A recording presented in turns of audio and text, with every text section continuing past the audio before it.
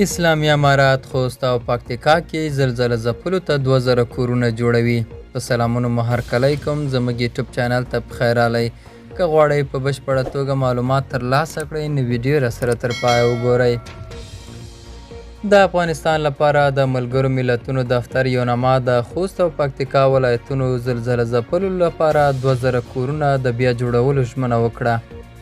د خوست ځایي چارواکي وایي په افغانستان کې د یونما د دفتر سرپرست مشر او سیاسي مرستیال مارکس پوتسل دغه ژمنه خوست ولایت ته د سفر پر مهال له مسؤلینو او خلکو سره په لیدنه کې کړې ده. سرچینې زیاته کړې دغه لیدنه چې د خوست په ملکي هوایي ډګر کې ترسره شوه. د کورنیو چارو سرپرست وزیر سراج الدین حقانی د خوست ځایي چارواکو د یو شمېر قومي مشرانو ترڅنګ د خوست او پکتیکا ولایتونو د زلزله ځپلو کورنیو ځینې مشرانو هم برخه درلوده. د ملګرو ملتونو د دفتر یونما سرپرست او سیاسي مرستیال مارکس پوتسل په دې لیدنه کې د خوست او پکتیکا ولایتونو زلزله ځپلو سره خپله غمشریکي څرګنده کړه او ویل چې د افغان حکومتي چارواکو سره به په همغږۍ په دغه خلکو سره خپلو مرستو ته دوام ورکوي.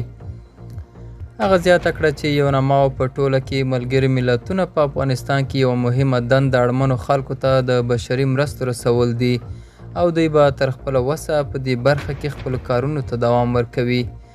دا وه زموږ نننۍ چمتو شوې ویډیو. تر بیا ښه وخت، ښې چارې.